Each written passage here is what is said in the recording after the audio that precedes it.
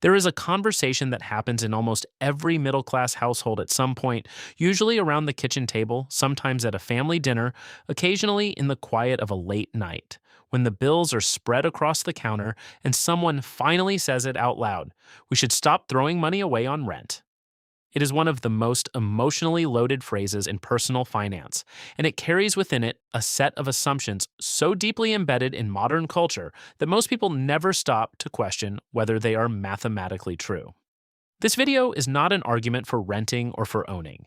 It is an examination of the actual numbers, the ones that rarely appear in the brochure, the ones your mortgage broker doesn't walk you through on closing day, and the ones that, once you understand them, change the entire frame through which you evaluate one of the largest financial decisions of your life. To understand why this conversation is so complicated, you first have to understand where the idea that renting is throwing money away actually comes from. It is not a neutral observation. It emerged in large part from a sustained cultural and political effort in the mid 20th century to tie homeownership to identity, to the idea of stability, of adulthood, of participation in the economy as a full citizen. The 30-year fixed mortgage, the suburban expansion, the post-war housing boom. These were not purely market phenomena. They were the result of deliberate policy decisions, tax structures, and institutional incentives that made home ownership feel not just desirable but morally correct. And that emotional architecture has persisted long after the economic conditions that once made it straightforwardly advantageous have shifted considerably. So let's start with what the math actually looks like, because most people who enter the rent versus own debate are working from an incomplete equation. When someone buys a $400,000 home with a 20% down payment, which is $80,000, and takes out a 30-year fixed mortgage at a 6.5% interest rate, their monthly principal and interest payment is approximately $2,023. That number sounds manageable, and many people stop the calculation right there. But that is only the beginning of the true cost of ownership. Property taxes on a $400,000 home, depending on location, typically range between 1 and 2% of assessed value annually. Call it $5,000 per year, or roughly $417 per month. Homeowners insurance adds another $150 to $200 per month on average. And then there is maintenance, the cost that almost no one accounts for correctly. Financial planners and housing economists consistently recommend budgeting between 1 and 2% of the home's value per year for ongoing maintenance and repairs. On a $400,000 home, that is $4,000 to $8,000 annually, or $333 to $667 per month. Add it all together, and the true monthly cost of owning that $400,000 home sits somewhere between $2,923 and $3,307, not $2,023. Now, here is where the opportunity cost argument enters the equation, and it is the piece that fundamentally reshapes the analysis. The $80,000 down payment that went into that home did not appear from nowhere. It was capital that, had it been invested in a broad market index fund averaging a historically consistent 7% annual return after inflation, would have grown to approximately $609,000 over 30 years. That is the invisible cost of the down payment. It is not a loss you can see on a statement, but it is a real economic trade-off that exists whether or not you choose to acknowledge it. Every dollar that lives in your equity is a dollar that is not compounding somewhere else. And that distinction is the foundation of why this calculation is so much more nuanced than the cultural narrative suggests. The counter-argument, and it is a legitimate one, is that home equity itself grows over time, and that a home is also an appreciating asset. This is true, but the rate of appreciation matters enormously, and the historical data here is more sobering than the real estate industry tends to advertise. The economist Robert Shiller, who won the Nobel Prize in part for his work on asset prices, has tracked U.S. home prices going back to 1890. His data shows that after adjusting for inflation, the average annual real return on residential housing over that 130-year period has been approximately 0.4%. Not 4%, 0.4%. That is barely above zero in real terms. There are obviously periods in markets where homes have significantly outperformed that average, but the long run inflation adjusted baseline is a number that most home buyers have never encountered. And it changes the investment thesis for ownership in a fundamental way.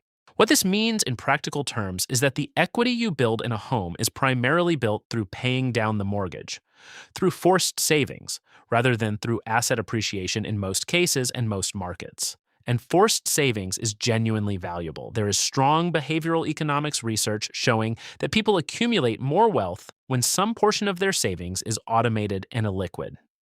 The homeowner who could never consistently invest $1,000 a month into an index fund may very well build more net worth through home ownership simply because the mortgage payment enforces the discipline that voluntary investing never could.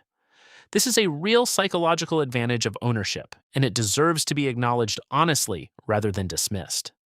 But the renter who takes the mathematical difference between their rent payment and the true cost of ownership and invests it consistently, that person is running a genuinely competitive long-term strategy, and in many high-cost urban markets, they may be running a superior one.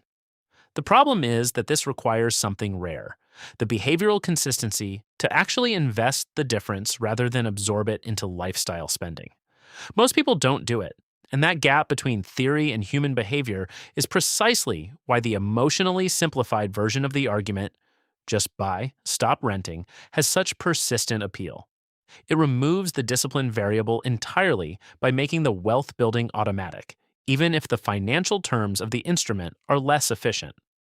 There is also a dimension of this analysis that almost never enters the popular conversation, and it has to do with flexibility as a financial asset. When you own a home, your largest financial position is concentrated, illiquid, and geographically fixed. In an economy where the highest paying opportunities increasingly cluster in specific cities and shift between industries on compressed timelines, that immobility carries a real economic cost. The renter who can move to a city where their labor is valued 50% higher without triggering a transaction that costs 6 to 10% of their home's value, because real estate agent commissions, closing costs, and moving expenses are not trivial, has an optionality advantage that doesn't show up on any balance sheet, but absolutely shows up in lifetime earnings. The economic literature on labor mobility and wage growth consistently finds that workers who move toward high-demand markets earn significantly more over time than those who don't, and home ownership is one of the strongest structural barriers to that mobility. None of this means that buying a home is the wrong decision. For many people in many markets at many points in their lives, it is the right one, financially, emotionally, and practically. The stability of knowing your housing costs are largely fixed for 30 years has genuine value. The ability to build a space over time, to establish roots in a community, to make decisions that a landlord might otherwise veto. These are real benefits that don't reduce to numbers, but they are the honest reasons to buy a home. The financial case for homeownership, when examined with mathematical precision rather than cultural assumption, is conditional, market-dependent, and heavily influenced by behavioral variables that differ from person to person. It is not a universal law, it is a decision framework that requires actual inputs: your specific rent payment, your specific purchase price, your down payment opportunity cost, your expected tenure in the home, your local appreciation history, and your honest assessment of your own behavioral tendencies around saving and investment. The deeper lesson here is not about housing at all. It is about the way that financial decisions get encoded into cultural identity and transmitted as moral truth rather than as conditional math. The idea that renting is failure and owning is success is a story. A useful story for some people, a misleading one for others, and a story that benefits specific industries and institutions who have every incentive to keep it circulating unchallenged. When you learn to read the full equation, when you account for every variable rather than just the ones that appear in the advertisement, you stop making financial decisions based on inherited assumptions and start making them based on your actual numbers, your actual life, and your actual goals. That shift from cultural script to analytical clarity is where financial literacy actually begins, and it is available to anyone willing to slow down long enough to do the math.